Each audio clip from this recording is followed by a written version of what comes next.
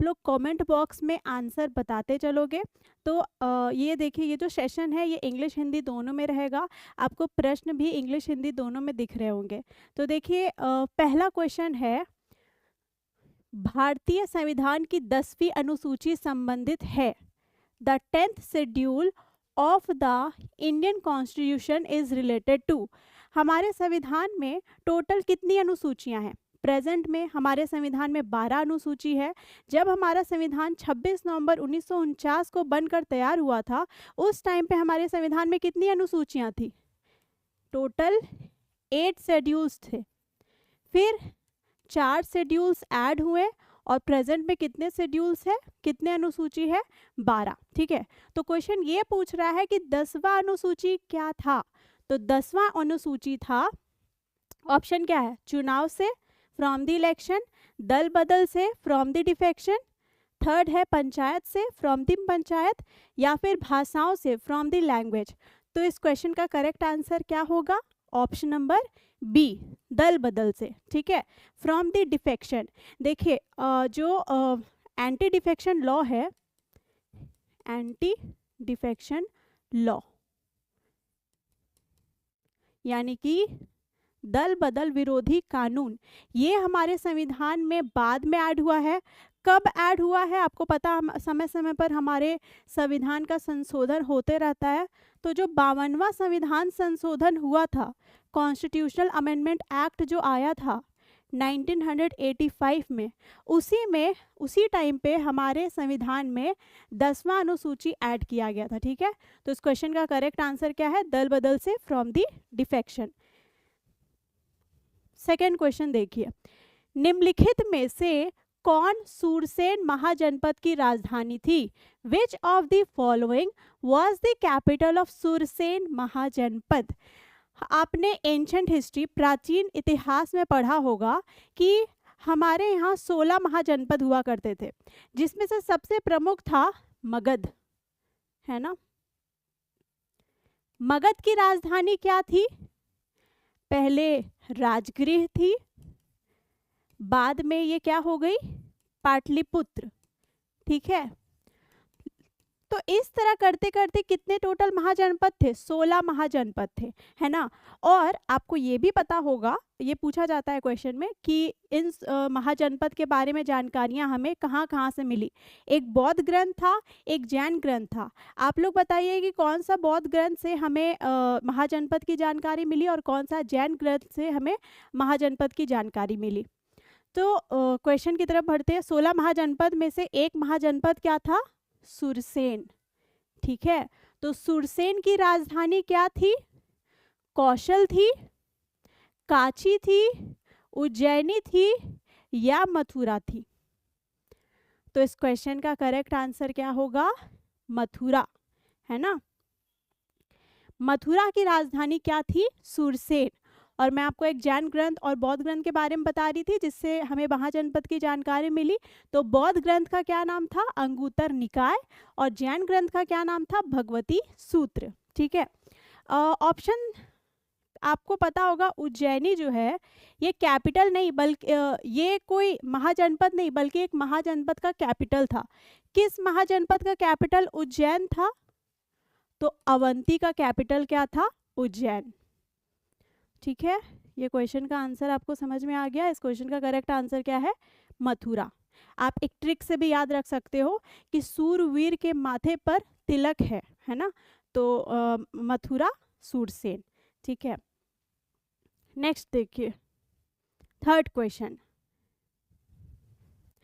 भारत में हाथी के संरक्षण एवं आवास बचाव के लिए प्रोजेक्ट एलिफेंट प्रारंभ किया गया। भारत में प्रोजेक्ट एलिफेंट चलाया गया था। ठीक है, project elephant was started for the conservation and habitat protection of the elephants in India, है ना। तो हाथियों के बचाव के लिए, उनका संरक्षण के लिए हम लोगों ने क्या शुरू किया था? प्रोजेक्ट एलिफेंट शुरू किया था। उसी तरीके से हम लोगों ने प्रोजेक्ट टाइगर भी शुरू किया था। प्रोजेक्ट टाइगर कब शुरू किया था? 1973 में। लेकिन क्वेश्चन क्या पूछ रहा है कि प्रोजेक्ट एलिफेंट कब शुरू किया गया था? 1973 में, इस टाइम तो प्रोजेक्ट टाइगर स्टार्ट हुआ था। 1992 में, 1972 में या 1976 में? तो इस क्वेश्चन का करेक्ट आंसर क्या होगा? ऑप्शन नंबर बी, 1992 में। हमारे झारखंड का ये हाथी जो है राजकीय पशु है ना। नेक्स्ट क्वेश्चन देखिए, निम्नलिखित में से किसने आत्मसम्मान आंदोलन की स्थापना की?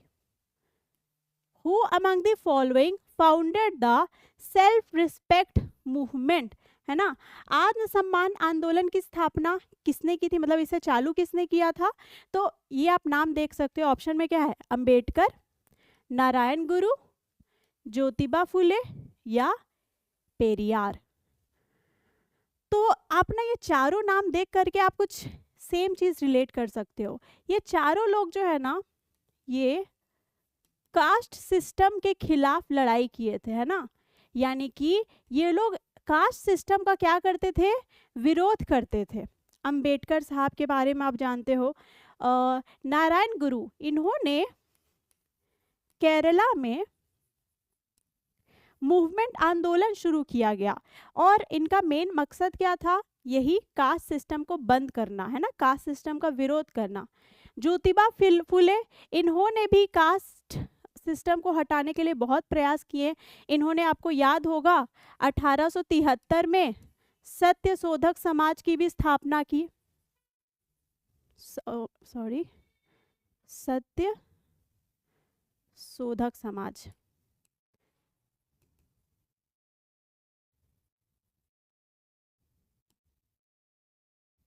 ठीक है। पेरियार ही वो इंसान थे जिन्होंने तमिलनाडु में सेल्फ रिस्पेक्ट मूवमेंट की शुरुआत की थी। ठीक है। पेरियार का पूरा नाम क्या था? E V Ramaswamy Naicker. E V Ramaswamy Naicker, also known as Periyar, जो कि पेरियार के नाम से भी जाने जाते थे, started the self respect movement in 1925। इन्होंने आत्मसम्मान आंदोलन की शुरुआत कब की? 1925 में। The movement goal was to create a society free of caste, religion and God। इन्होंने इस आंदोलन का मुख्य उद्देश्य क्या था? एक ऐसे समाज की स्थापना करना जिसमें जाति, धर्म या भगवान जैसी चीजें ना हो। ठीक है। हिंदी में देख लीजिए, ईवी रामास्वामी नायकर, जिन्हें पेरियार के नाम से भी जाना जाता है, उन्होंने आत्मसम्मान आंदोलन की शुरुआत की।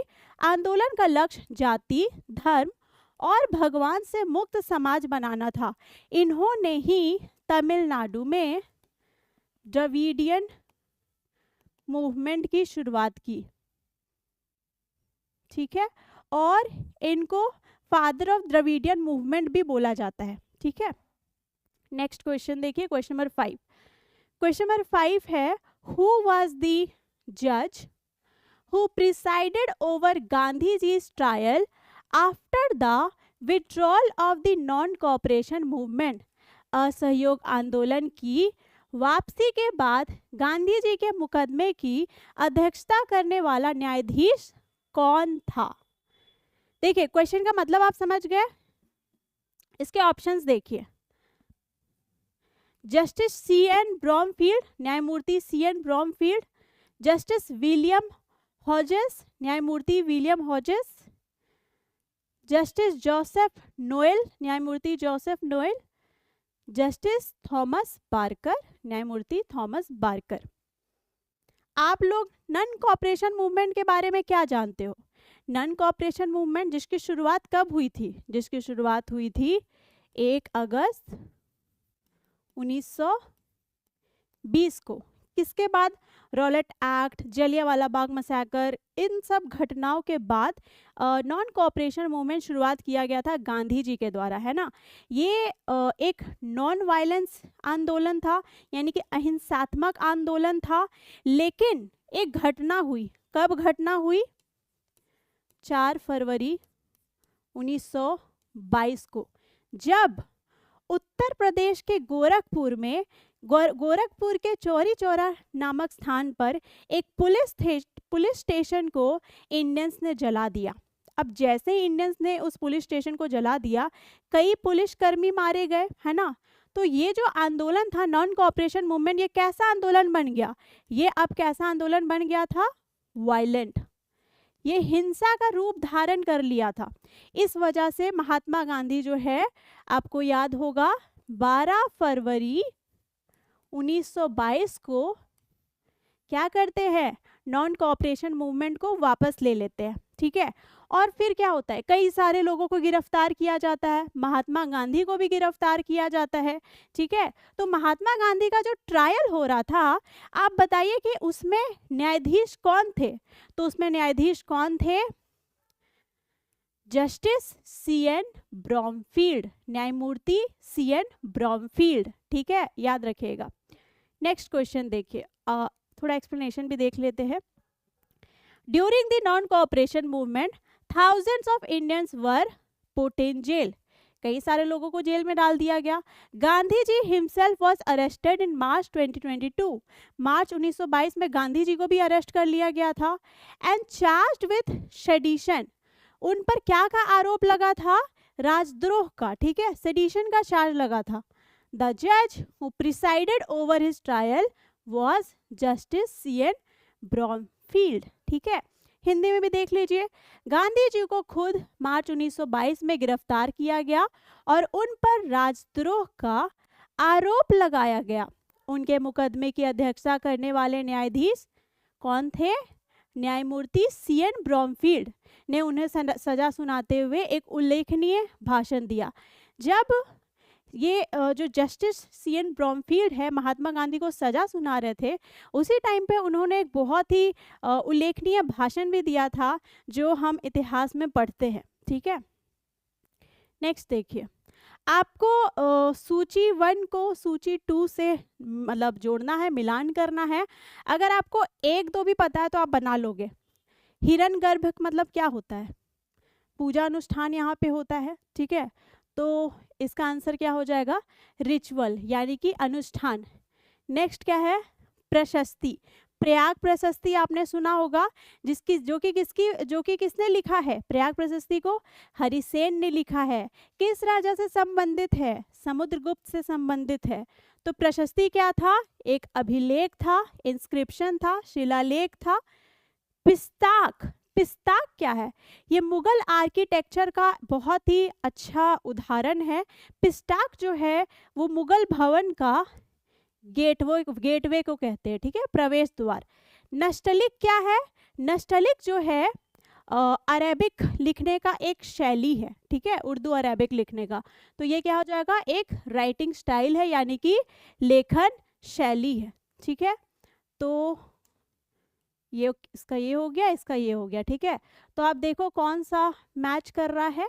ऑप्शन नंबर 1 सही हो जाएगा, 1 का 2, ठीक है, बी का 1, सी का 3, डी का 4, ठीक है। नेक्स्ट देखिए, ऑप्शन नंबर 1 इज करेक्ट। फिर देखिए question number 7। In the 17th century, the town of Masulipatam was a center of intense activity and it laid on the delta of the Dash River. 17वीं शताब्दी में मसूलीपट्टनम भिन्न भिन्न प्रकार की गतिविधियों का नगर था तथा डैश नदी के डेल्टा पर स्थित था। मसूलीपट्टनम बहुत इंपॉर्टेंट पोर्ट हुआ करता था 17th सेंचुरी में, है ना। ये अभी प्रेजेंट के कौन से स्टेट में है? आंध्र प्रदेश में, ठीक है। तो आपका क्वेश्चन ये है कि ये मसूलीपट्टनम किस नदी के डेल्टा पर स्थित था? तो इस क्वेश्चन का करेक्ट आंसर क्या हो जाएगा? कृष्णा, ठीक है। Option number D is correct. Next देखिए, क्वेश्चन आप पढ़िए।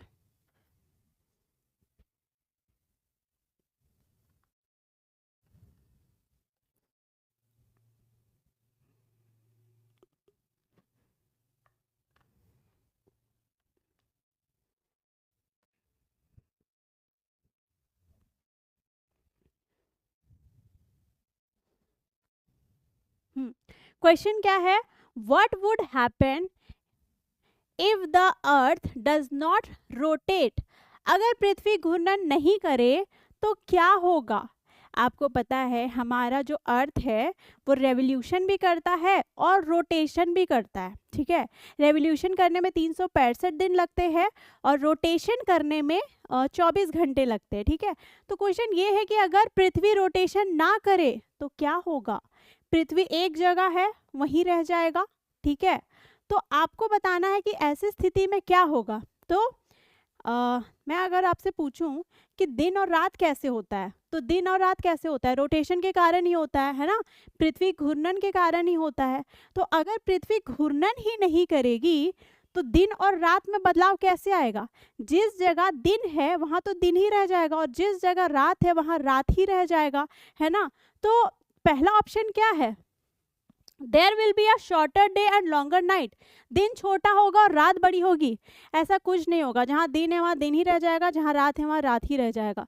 तो ये कोई ऑप्शन तो गलत हो गया। नेक्स्ट देखिए, there will be longer day and shorter night, दिन बड़ा होगा और रात छोटी होगी, ये भी नहीं होगा। There will be a rapid change in season, मौसम परिवर्तन बहुत जल्दी जल्दी होगा। सीजन जो है वो रेवोल्यूशन के कारण होता है, ठीक है, नॉट बिकॉज ऑफ रोटेशन। तो ये ऑप्शन भी गलत है।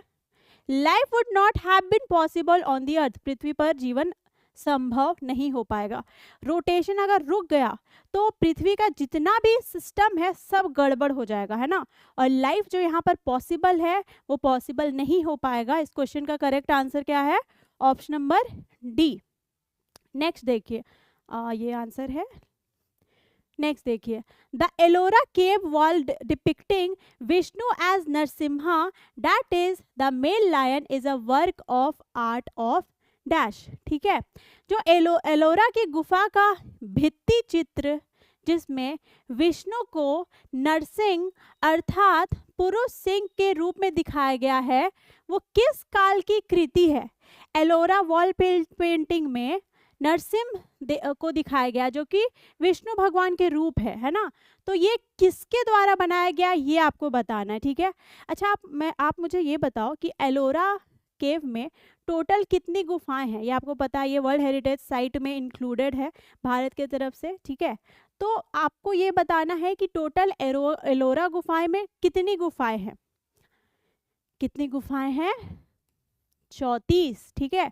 और ये एक ऐसा गुफा है, कहाँ पर ये सिचुएटेड है एलोरा केव, महाराष्ट्र स्टेट में, है ना। तो ये जो 34 गुफाएं है ना, ये हिंदू धर्म से भी रिलेटेड है, ये बौद्ध धर्म से भी रिलेटेड है और जैन धर्म से भी रिलेटेड है, ठीक है। जो 1 से 12 तक की गुफाएं हैं ये बौद्ध धर्म से रिलेटेड है। जो 13 से 29 तक गुफाएं हैं ये हिंदू धर्म से रिलेटेड है और 30 से 34 तक की गुफाएं जैन धर्म से रिलेटेड है।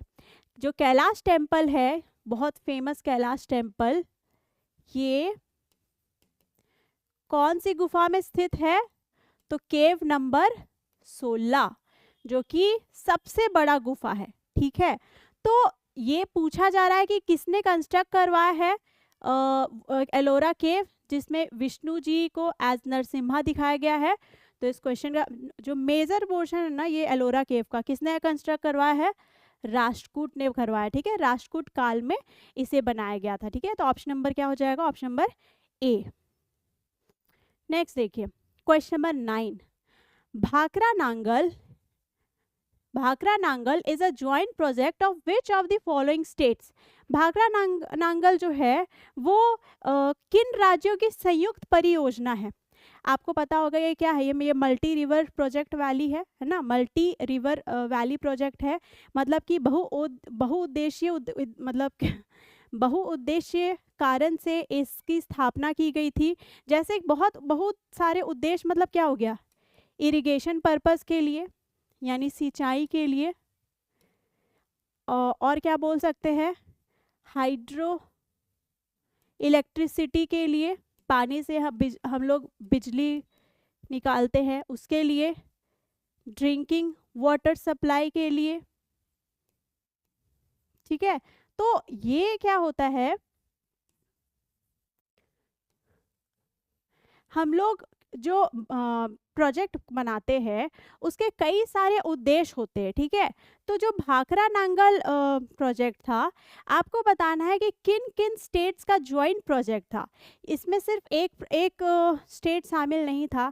जैसे हमारे यहाँ भी क्या है, डीवीसी है, दामोदर वैली प्रोजेक्ट है ना, दामोदर वैली कॉरपोरेशन। तो इसमें जो है हम लोग वेस्ट बंगाल के साथ मिल करके काम करते हैं, ठीक है। तो उसी तरह भाखरा नांगल जो है वो ज्वाइंट प्रोजेक्ट है किन किन स्टेट्स का, तो ये है हरियाणा, पंजाब और राजस्थान का। ऑप्शन नंबर ए क्या हो जाएगा, करेक्ट हो जाएगा, ठीक है। देखिए, भाखरा नांगल परियोजना पंजाब, हरियाणा और राजस्थान राज्यों की संयुक्त परियोजना है। यह परियोजना सतलज नदी पर बनी है। ये भारत की सबसे बड़ी बहुउद्देशीय नदी घाटी परियोजना है, ठीक है। The Bhakra Nangal project is a joint project of Punjab, Haryana and Rajasthan. This valley is built on Sutlej river. याद रखिएगा किस नदी पर बना है ये भाखरा नांगल प्रोजेक्ट, तो सतलज नदी पर। और ये इंडिया का largest multipurpose river valley project है, ठीक है। इंडिया का सबसे बड़ा रिवर वैली प्रोजेक्ट क्या है, भाखरा नांगल प्रोजेक्ट, ठीक है। क्वेश्चन नंबर 10 देखिए, क्वेश्चन नंबर 10 क्या है, Jharkhand resident Deep Sen Gupta name is related to which game. Jharkhand के निवासी दीप सेन गुप्ता का नाम किस खेल से जुड़ा हुआ है। नंबर फर्स्ट ऑप्शन क्या है, तीरंदाजी से, आर्चरी से, बास्केटबॉल से, एथलेटिक्स से या शतरंज से, चेस से। बताइए इस क्वेश्चन का करेक्ट आंसर क्या होगा।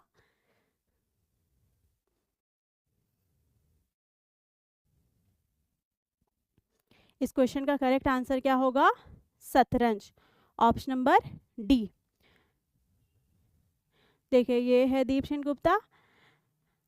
Jharkhand resident Deep Sen Gupta is associated with chess sport. Chess sport से जुड़े हुए हैं।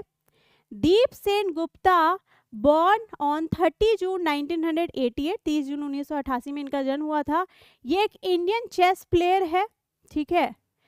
ये इंडिया के 22वें प्लेयर है to be awarded the title grand master by FIDE. आपको पता होगा कि फीडे जो है वो ग्रैंड मास्टर टाइटल देता है, ठीक है। इंडिया से सबसे ज़्यादा बार ग्रैंड मास्टर टाइटल किसने जीता है, हाँ आप कमेंट बॉक्स में बताइए, ठीक है। और ये जो दीप सेन गुप्ता है, ये 2017 का जो फीडे वर्ल्ड कप हुआ था उसमें वो compete भी किए थे, ठीक है। नेक्स्ट क्वेश्चन देखिए, under which of the following was the supreme court established for the first time in India.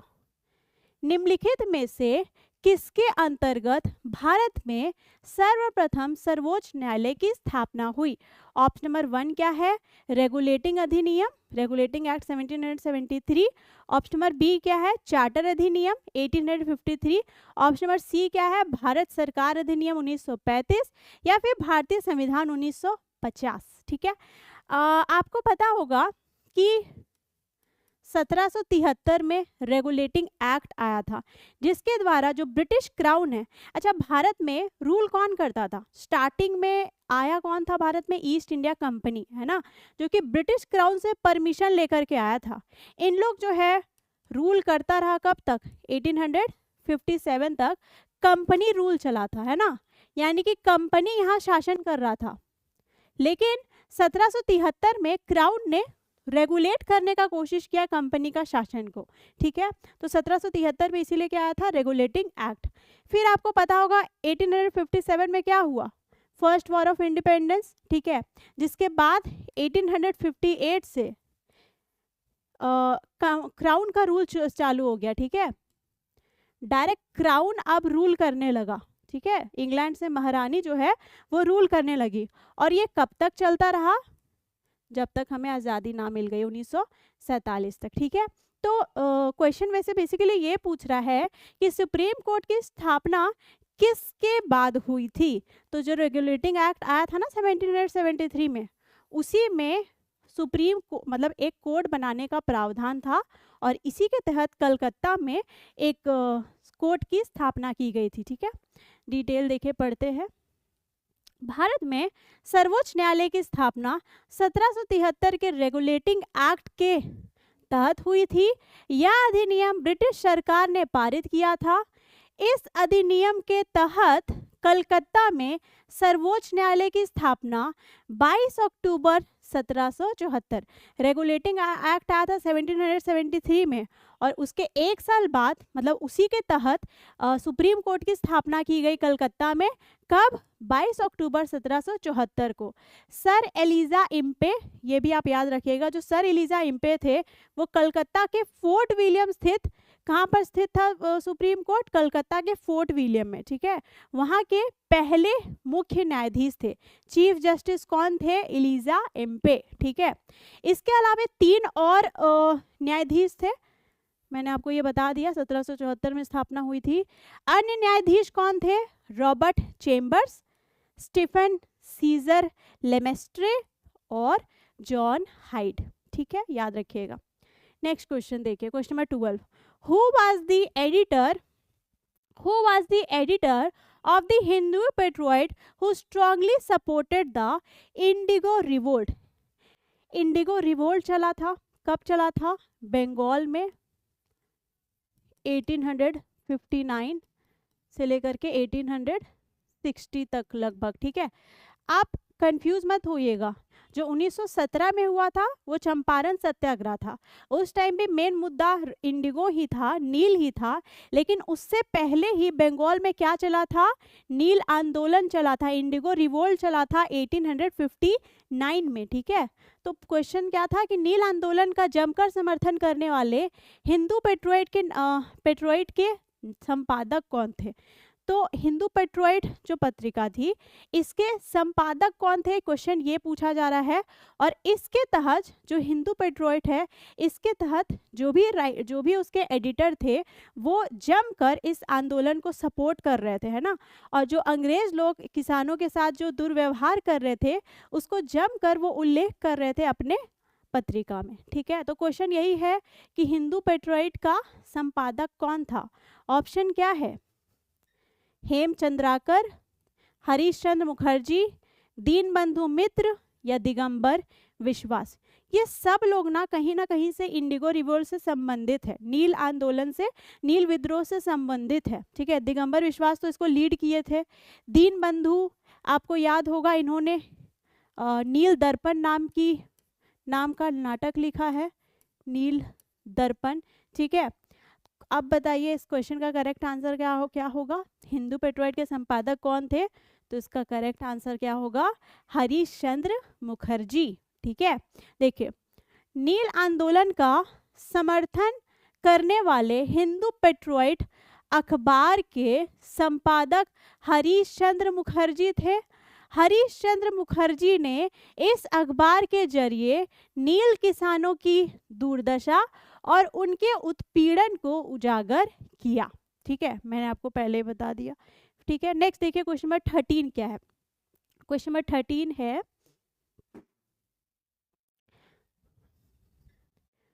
Who was the following was the leader of the फराजी rebellion? निम्नलिखित में से कौन फराजी विद्रोह का नेता था? ऑप्शन है आगा मोहम्मद रजा, दादू मियाँ, शमशेर गाजी या वजीर अली। बताइए अब इस क्वेश्चन का करेक्ट आंसर क्या होगा? कमेंट बॉक्स में आप बताते चलिए। ठीक है, इस क्वेश्चन का करेक्ट आंसर क्या होगा? दादू मियाँ। ठीक है, ये जो फराजी आंदोलन था ये 1818 में शुरू किया गया था। ठीक है, और किसके द्वारा शुरू किया गया था?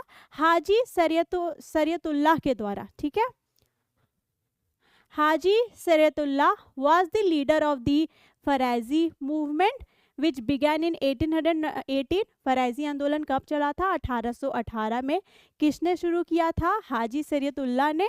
आफ्टर हिज डेथ, उनकी मृत्यु के बाद उनके बेटे अहमद दादू मियाँ ने इसके मतलब ये जो फराइजी आंदोलन थे इसके लीडर बन गए। ठीक है, हाजी सरीतुल्लाह फराइजी आंदोलन के नेता थे जो 1818 में शुरू हुआ था। उनकी मृत्यु के बाद उनके बेटे दादू मियाँ आंदोलन के नेता बने। ठीक है, क्वेश्चन नंबर 14 देखिए। क्वेश्चन नंबर 14 क्या है?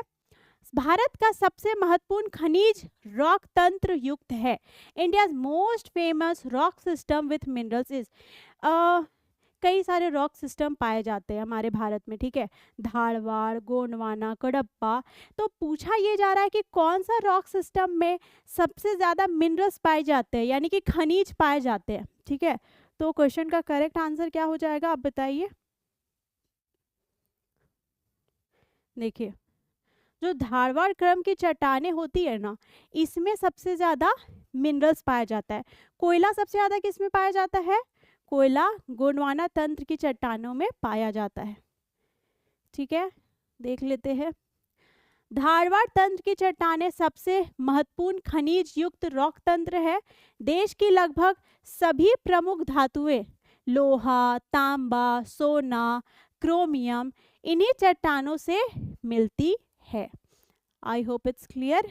नेक्स्ट क्वेश्चन देखिए, ये लास्ट क्वेश्चन है। क्वेश्चन क्या है?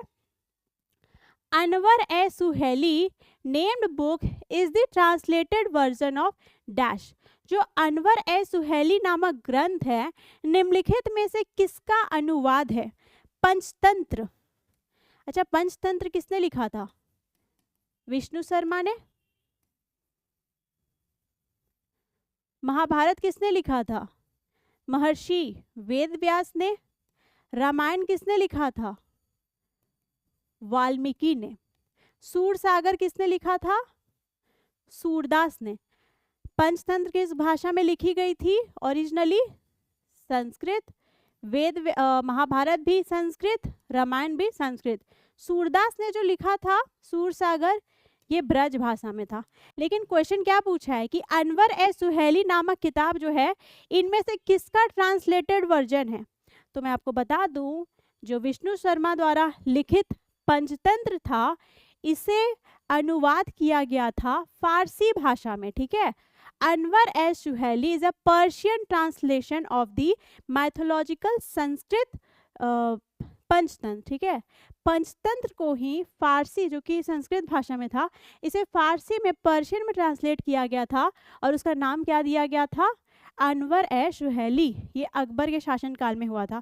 अकबर ने कई सारे धार्मिक ग्रंथ का अनुवाद करवाया था फारसी भाषा में। ठीक है, तो आज का सेशन हम यही एंड करते हैं।